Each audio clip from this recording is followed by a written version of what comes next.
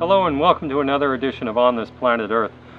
I'm Mark Gilchrist, and this week we're visiting the Killing Fields Museum in Phnom Penh, Cambodia. Most of my information for this report came from the websites of the U.S. Holocaust Museum and of the Killing Fields Museum. Originally, the 5 concrete buildings were a high school campus in Phnom Penh. Then in 1976, it became the security prison number 21, where up to 17,000 people were processed as prisoners. S21 was only one of 189 interrogation centers throughout Cambodia during the Khmer Rouge regime. It was the largest and most notorious one, though. Classrooms were divided into cells of different sizes and were connected by crude doorways that were cut into the concrete walls. Between 1976 and 79, S21 imprisoned 14,000 people. Fewer than 1 dozen survived. Most guards at S21 were teenagers, and that is the horrific truth about child soldiers. They're physically near their prime, and their minds are still malleable and can be easily controlled. I'm trying to understand just how this could happen, and I'm sure you are too. But let's just say that between a war in Vietnam and a civil war in Cambodia, both at the same time, life there was chaotic.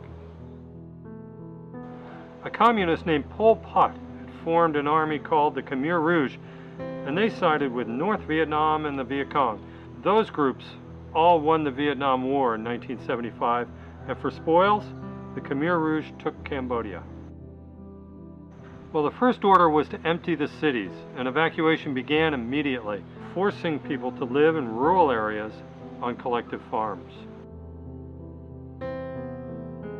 What Pol Pot needed was followers, and only the very devoted followers.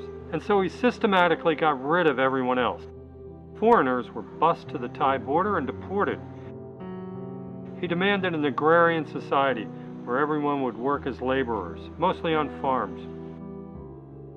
Separating children from their parents weakened families. People were forced to work and to shun any form of identity and human emotion. And then the killing began. As the regime struggled to build an entirely new society, it faced resistance, and it dealt with that resistance with fierce paranoia in a horrific way, killing anyone who even appeared threatening. But before people could be executed, they had to somehow be found guilty, so they were held in prisons like the S21 and interrogated until they confessed. Most reports agree that at least 1 to 2 million people were killed in up to 200 locations throughout Cambodia, and some estimates go as high as 3 million, all that in a country of only 8 million people. A former orchard, Chung Ek, in southern Phnom Penh was one of these sites, and it has since been partially excavated and preserved as a Buddhist center and outdoor museum. Victims were usually taken here in trucks during the evening hours, a few times each month. The process of murder was too graphic to describe here. It was systematic, devious, horribly cruel, and mercilessly efficient. Children and even infants were murdered. The reason? If they had survived, then someday they might take revenge for the killing of their parents. Many of the mass graves have been excavated and remains of victims exhumed, but thousands remain in the soil, with bones or clothing occasionally surfacing after heavy rains. The site features a Buddhist memorial stupa, or tower.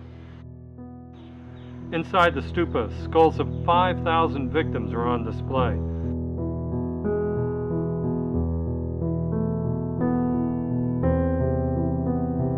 Visitors to the center leave colorful cloth bracelets on fences surrounding some of the remaining graves and on one tree.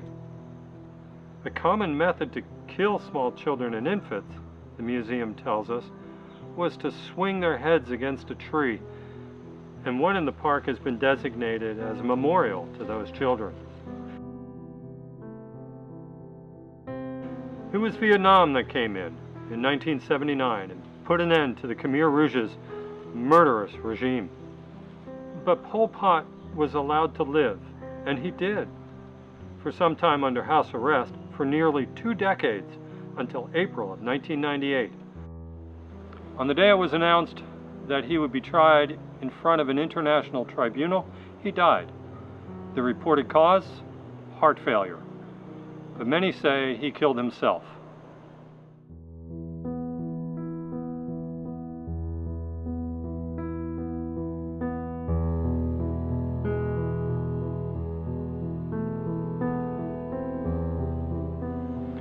Thank you, and that is my report on the genocide in Cambodia.